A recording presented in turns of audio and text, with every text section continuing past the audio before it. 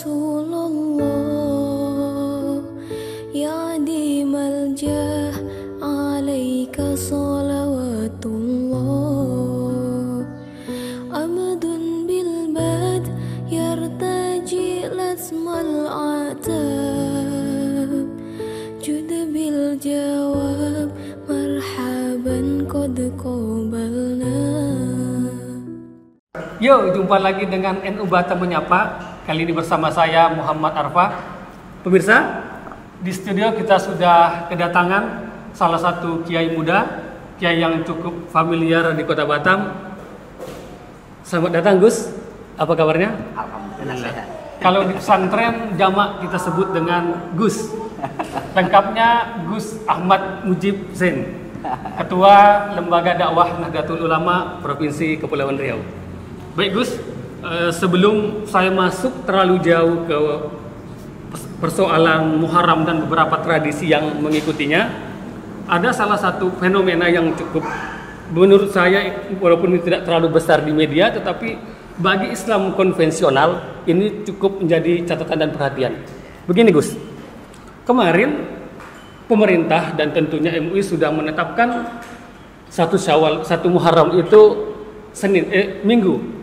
Nah, dilalahnya PBNU melalui lembaga Falakiyah menetapkan satu Muharram itu hari Senin atau tepatnya malam Senin. Nah, fenomena apa sih sebenarnya ini Gus? Bukan hanya Muharram, bukan hanya Ramadannya, tetapi juga ternyata satu Muharram saja ada perbedaan. Gimana mensikapinya ini Gus? Jadi memang kita itu di Nahdlatul Ulama itu ada sedikit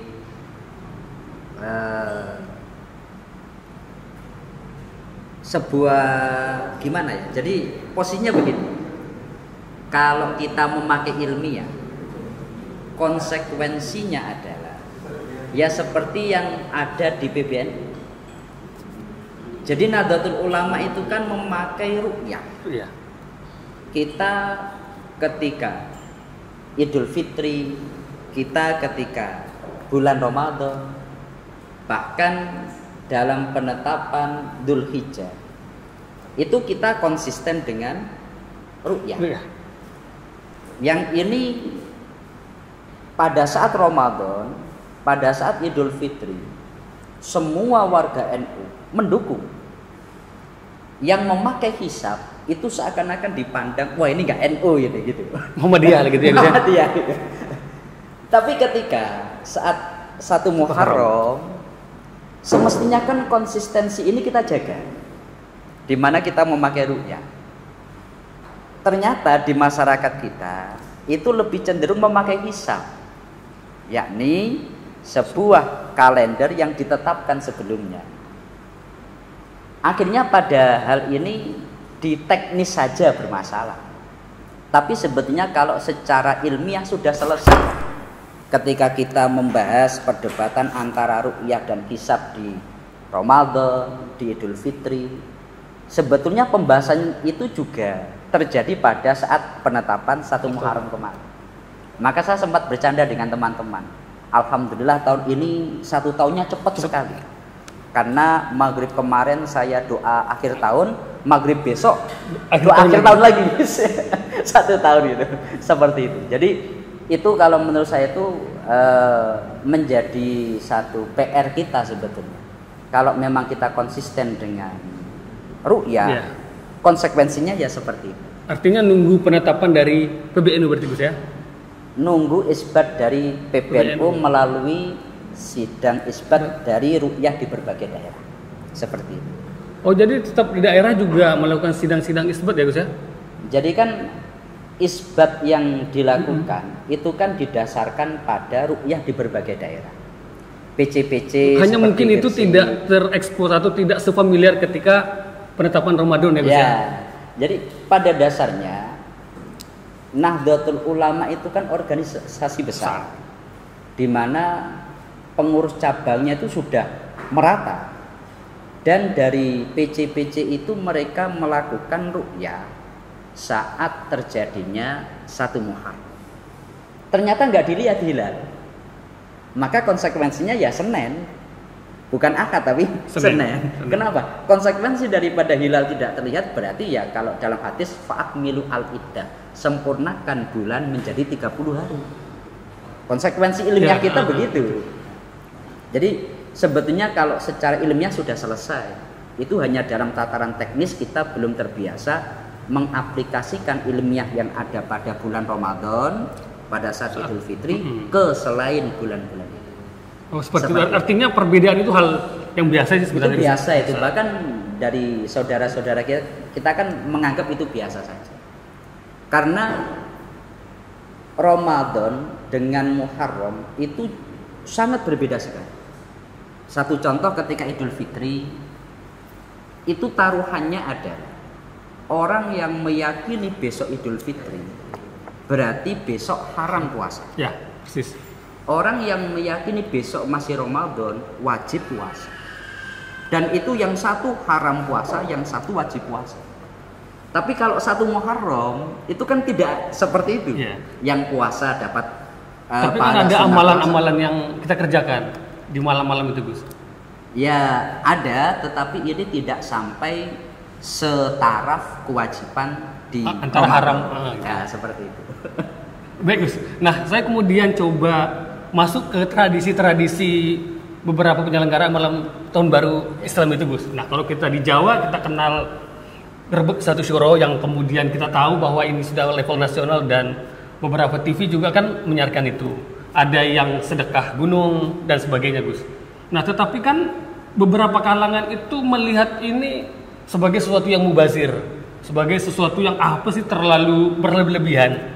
Nah, sebenarnya ini, Gus, memang ada dalilnya atau hanya sebuah tradisi saja, Gus? Penyambutan yang seperti saya bilang tadi, ada Grebek Suro, begitu, Gus.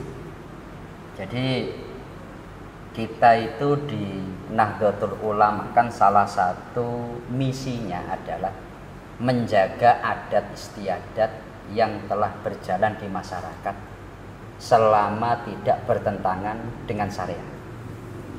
Karena prinsipnya adalah layam bagi al-khuruj an adatin nas illa fil haram. Kita tidak boleh ingkar dengan adat yang telah berjalan di masyarakat selama tidak haram. Maka selama adat itu baik, ya kita jaga muhafadzah ala qadimi sholeh, kita jaga. Terkait dengan adat-adat yang terjadi di sekian banyak tempat, prinsip tadi harus tetap diaktualisasikan. Selama adat ini tidak haram, contoh orang ketika tahun baru Hijriah mereka mengadakan doa. Awal tahun, doa akhir tahun, itu tidak haram. Bahkan ini mengajak orang untuk zikir, mengajak orang untuk doa, maka itu kita jaga. Pun ketika adat-adat yang lain, satu contoh ketika mereka mengadakan bergadang ya, semalaman dan sebagainya, selama itu tidak haram maka kita tidak boleh ingkar. Di berbagai daerah adatnya berbeda-beda. Ada yang pawai obor gitu ya, Gus ya? Ada yang bawa obor, ada banyak sekali. Tapi selama tidak haram ya kita tidak boleh ingkar. Itu prinsip kita secara mendasar begitu. Jadi Nahdlatul Ulama itu kan hadir tidak untuk memberantas adat, tetapi menjaga daripada masyarakat yang telah berjalan ini kita jaga, kita rawat seperti itu. Nah, tapi kalau misalnya ini Grebek Suro ini yang terkesan mubazir, menghambur-hamburkan hasil-hasil panen itu gimana itu, Gus? Itu masalah tentang mubazir itu begini ya. Selama sesuatu yang tidak dalam rangka ketaatan, pada dasarnya mubazir. Contoh ketika ada orang dia mengeluarkan uang, kemudian diberikan kepada tukang judi, itu masuk kategori mubazir karena tidak dalam rangka ketaatan. Artinya ini untuk judi, itu termasuk bagian daripada mubazir. Oleh sebab itu, kalau kita melihat ada orang yang dia tasyakuran, sedekah bumi dan sebagainya, dalam pandangan para ulama itu mereka sebetulnya sederhana. Kalau memang contoh paling kecil, ketika kita makan kemudian nggak habis, kemudian kita kalau niat membuangnya itu bisa masuk kategori mubazir. Tapi kalau kita niat ya semoga jadi makanan semut, semoga jadi makanan hewan dan sebagainya, atau bahkan bisa menjadi pupuk sebagainya, nah itu menjadi hal yang menetralisir hukum mubazir tadi. Makanya kita tidak boleh menghukumi itu berdasarkan yang kita lihat, ini kelihatannya mubazir enggak. Kalau mereka niatnya contoh wujud rasa syukur, kemudian diberikan kepada fakir miskin, atau mungkin bahkan ketika mereka memenggal atau memotong kepala kerbau dibuang ke laut, niatnya untuk memberi makan ikan, itu bisa saja. Nah ini termasuk satu niat yang akhirnya menetralisir hukum mubazir tadi. Karena itu tidak dianggap sebuah kemaksiatan seperti itu. Nah ini mungkin yang dipahami masyarakat, kenapa sih misalnya membuang kepala itu ke laut, kenapa tidak dimakan saja, kan begitu Gus? Pandangan-pandangan orang awam kebanyakan gitu Gus. Jadi masalah tentang adat itu kadang berbeda Mas. Contoh saya itu pernah dikritik oleh orang, kalau di daerah saya ketika menyembelih hewan itu jeruannya itu nggak dimakan.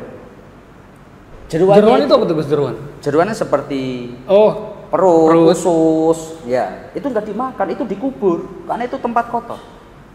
Tapi kalau sebagian orang itu dicuci, dimasak, enak. Bahkan ada yang kalau di nasi Padang itu ada itu Gus, enak itu. Ya enak.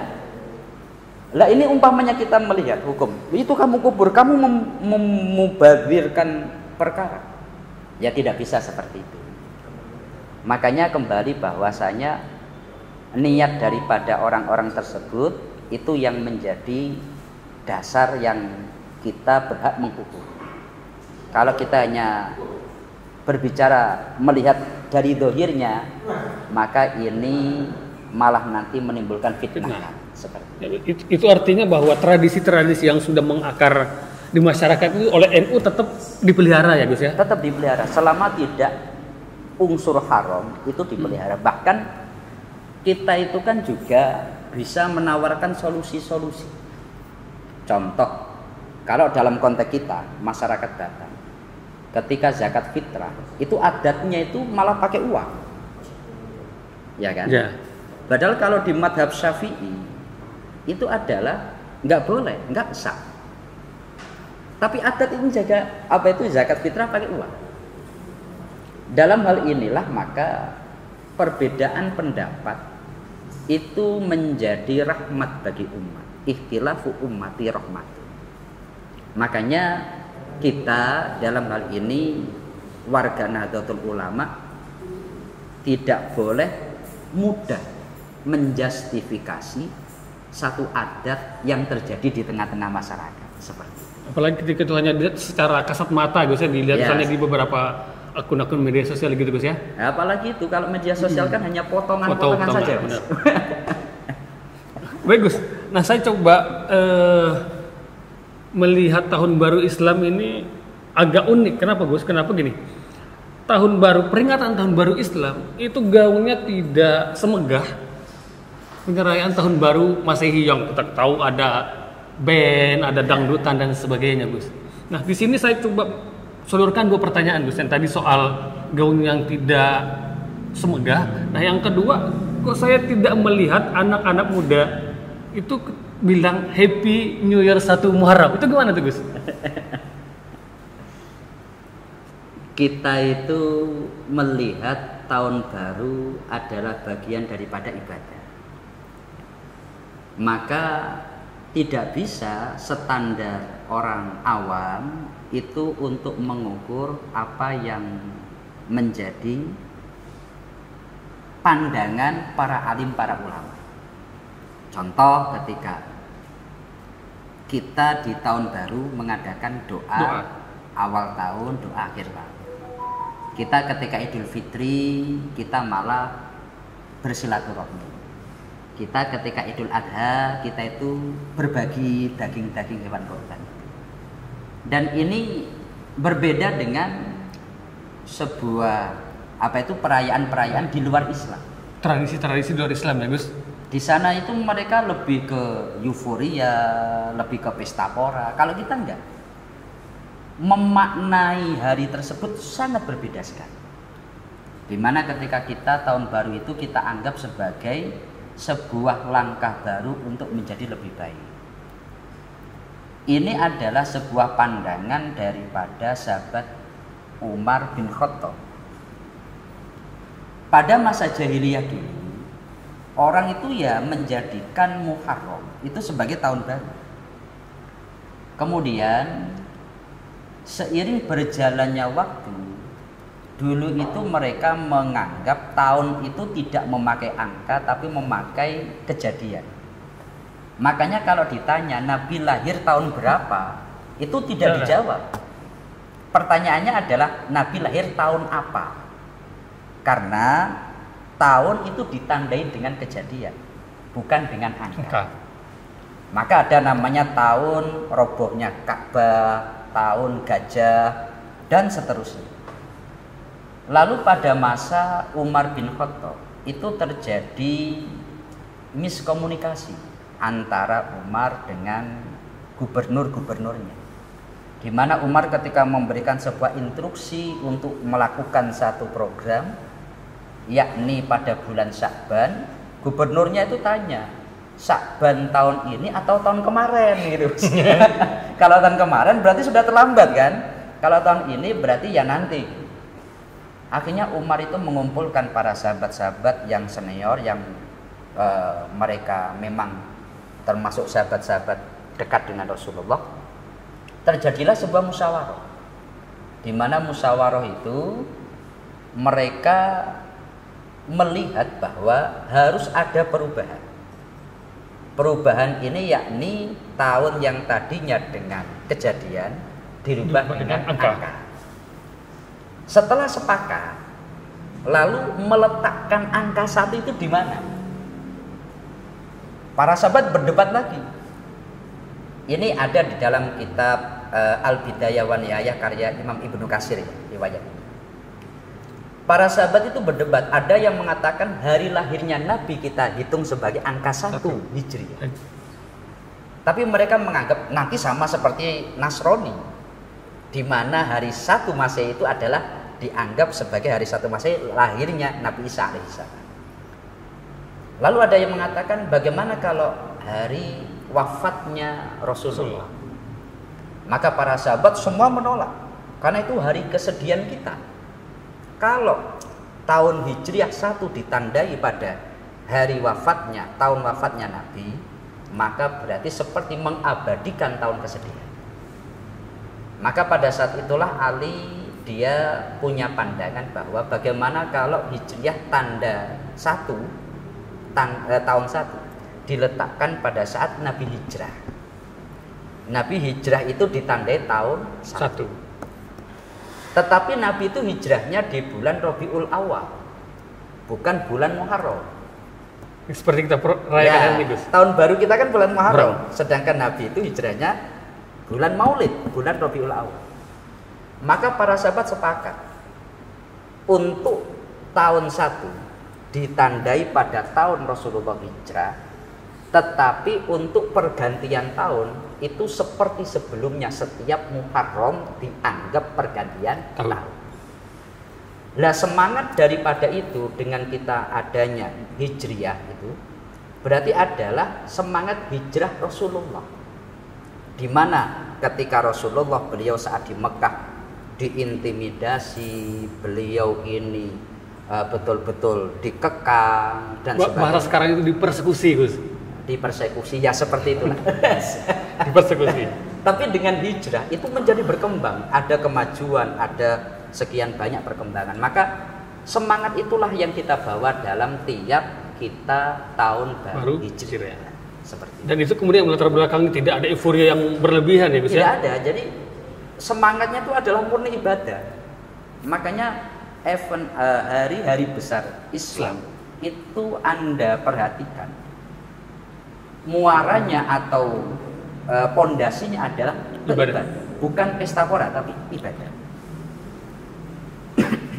Seperti itu. Oke, begini Gus. Ini masih soal Muharram.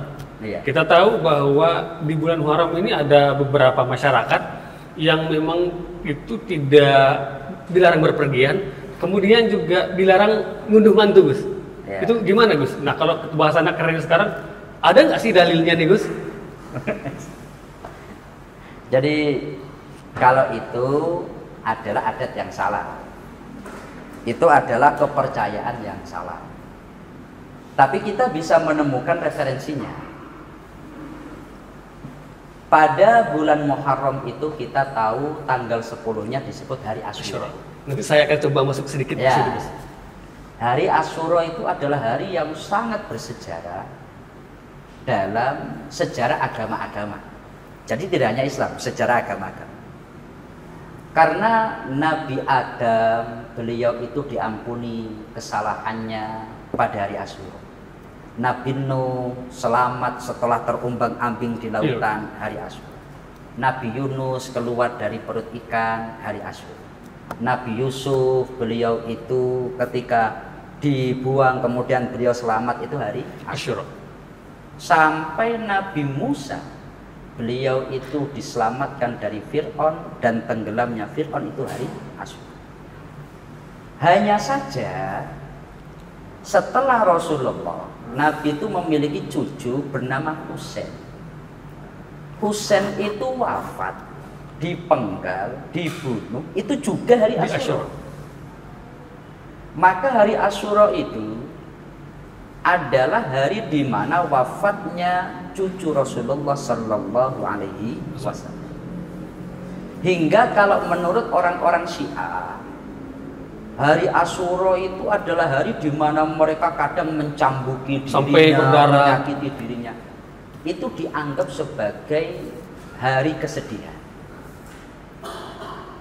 Dalam hal ini bukan berarti masyarakat itu mereka terkontaminasi dengan Syiah, bukan. Tetapi kalau saya melihat bahwa kenapa tidak diperbolehkan nikah pada bulan Asyura sebagainya, karena itu dianggap sebagai bulan kesedihan. Di bulan di mana cucunya Rasulullah wafat, kok dia mengadakan pesta? Pura. Tapi kalau kita berbicara hukum, nikah itu sunnah kapanpun itu ya diperbolehkan. Bahkan umpamanya nikah di bulan Ramadan itu boleh, nikah di bulan Syuro itu juga boleh, nikah di bulan Muharram ya itu boleh. Cuma ada sebagian orang yang memahami itu sebagai bulan kesedihan. Maka dengan sedih itu nggak layak untuk berpesta pora seperti itu. Jadi, tapi saya tegaskan itu keyakinan yang salah. Kita kan harus berpegang pada hukum dalam hal di mana an-nikahu sunnati faman raghiba an sunnati falaysa minni. Nikah itu bagaimanapun sunnah Nabi, dilakukan di Rajab, di Ramadan, di Syawal, di bahkan bulan Muharram pun itu termasuk sunnah Nabi. Seperti itu. Hanya mungkin ini apa namanya bulan kesedihan ya, Gus ya?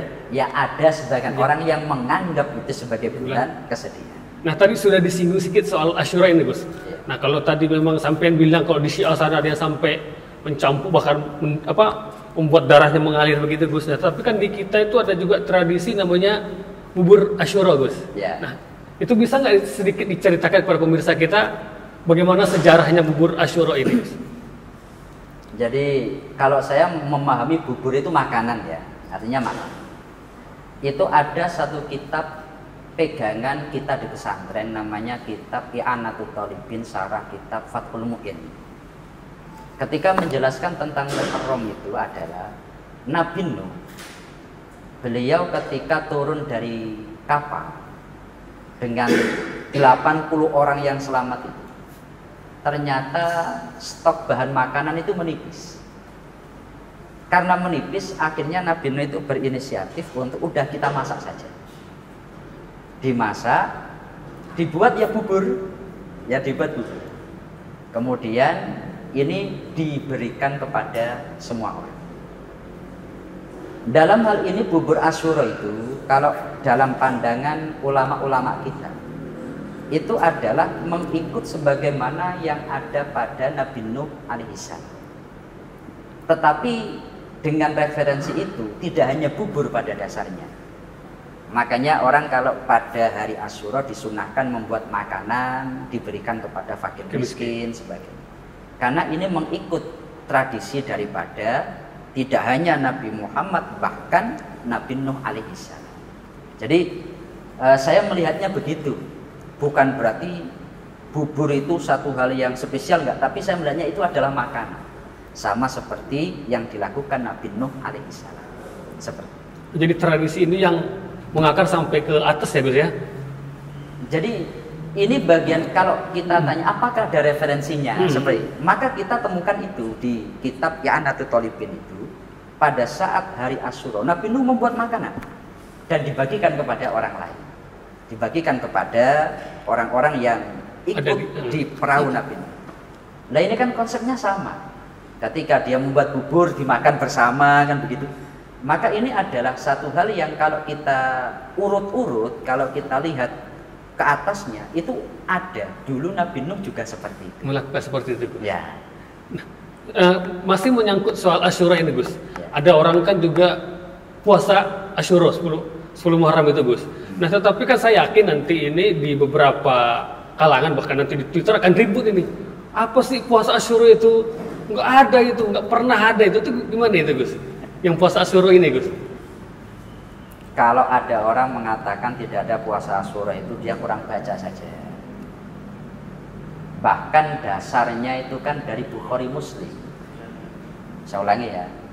Semestinya orang yang dia mengatakan ini nggak ada dasarnya, ini bid'ah sebagainya, dia merujuk kepada sumber primer. Kalau kita berbicara hadis sumber primer itu kan ya kalau tidak Bukhari ya Muslim. Dan dalam Bukhari Muslim itu diriwayatkan Nabi ketika beliau hadir di Madinah, ternyata penduduk Madinah itu sedang puasa. Ya. Nabi ketika di Madinah itu melihat orang-orang Yahudi itu puasa. Maka Nabi tanya, kenapa kalian puasa? Orang-orang Yahudi menjawab, hari ini adalah hari baik, di mana pada hari Asyura ini Allah menyelamatkan Musa dan Allah menenggelamkan Fir'aun. Mereka merayakan hari selamatnya Nabi Musa dan bangsa Israel itu dengan melakukan puasa. Maka dalam hadis itu fasomahu wa amaroh,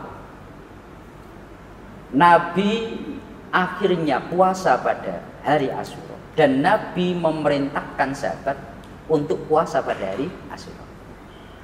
Makanya puasa pada hari Asyura itu adalah sunnah yang ini termasuk sangat dikukuhkan, termasuk salah satu puasa yang paling afdol. Hanya saja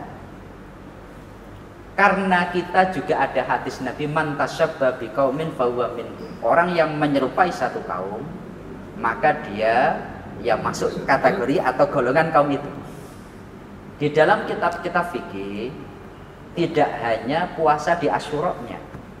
Biar nggak sama dengan orang Yahudi yang Yahudi puasa Asyura, kita juga puasa Asyura, kita juga disunahkan puasa di hari 9. Makanya yang sunnah itu puasa tanggal 9 sama tanggal 10. Tapi sebetulnya yang menjadi primernya itu di tanggal 10-nya. Seperti itu. Baik Gus, terima kasih atas waktunya. Mungkin bisa disimpulkan perbincangan kita malam ini Gus. Jadi begini ya, masalah tentang adat-adat yang terjadi di masyarakat itu kita jangan gegabah langsung memvonis itu di luar Islam. Kalau toh memang berbeda, kita perlu untuk mencontoh sikap Nabi. Ini sebagai penguat daripada kesimpulan saya nanti. Bahwasanya Rasulullah itu ketika menaklukkan Mekah pada tahun 8 Hijriah, itu Nabi kan memberi sebuah aturan. Orang yang tawaf tidak boleh lagi telanjang. Tawaf itu ada sebelum Islam. Nabi ketika hadir, itu orang dulu itu orang tawaf kalau pingin tawafnya betul-betul hebat, itu dengan telanjang. Coba sekarang adat orang telanjang sambil keliling Ka'bah, itu kan jelas rusak sudah. Rusak gitu Gus. Tapi yang dilakukan Rasulullah itu apa? Tawafnya ditetapkan, telanjangnya dilarang. Saya ulangi ya, tawafnya ditetapkan, tawaf tetap haji ya tawaf, orang umroh ya tawaf, tapi yang dilarang telanjang. Ini adalah sebuah sikap yang sangat bijaksana, yang perlu untuk kita contoh. Ketika kita melihat adat yang tampak sangat bertentangan dengan Islam, semestinya begitu. Kalau kita lihat, oh ini salah ini, jangan langsung ditolak seluruhnya. Yang salah mana kita benahi. Seperti itu. Dan inilah nanti yang akan menjadi tolok ukur kita dalam melihat adat di masyarakat. Kan lain ladang, lain belalang. Di mana masyarakat berada kadang memiliki adat berbeda. Makanya dalam hal itu kita di Nahdlatul Ulama itu kita bukan sebuah golongan yang keras dan anti adat istiadat. Bahkan kita itu sebagaimana tadi al-muhafadzah ala qadimi sholeh. Yang bagus, yang sudah berjalan kita jaga dengan catatan selama tidak haram. Yang kedua, masalah tentang Muharram itu ternyata memiliki sejarah panjang. Dimulai Nabi Adam, Nabi Nuh, sampai bahkan Nabi Muhammad, sampai bahkan cucu Nabi Muhammad, yakni Sayyid Husain, yang beliau terbunuh pada 10 Muharram. Dan ini akhirnya memberikan dampak panjang kepada masyarakat. Oleh sebab itu, dalam hal perayaan tahun baru Hijriah itu memang berbeda dengan orang-orang umum yang mereka pesta. Kalau kita lebih condong, lebih menggiatkan diri untuk ibadah. Mungkin kesimpulannya seperti itu, bahwa tahun baru Islam atau bulan Muharram itu kita pandang sebagai waktu untuk ibadah, yang di dalamnya ada sekian banyak sejarah yang itu akhirnya menyebabkan sikap yang kita jaga sampai sekarang. Seperti itu. Luar biasa Gus. Pemirsa, kita ketemu di NU Menyapa selanjutnya. Terima kasih.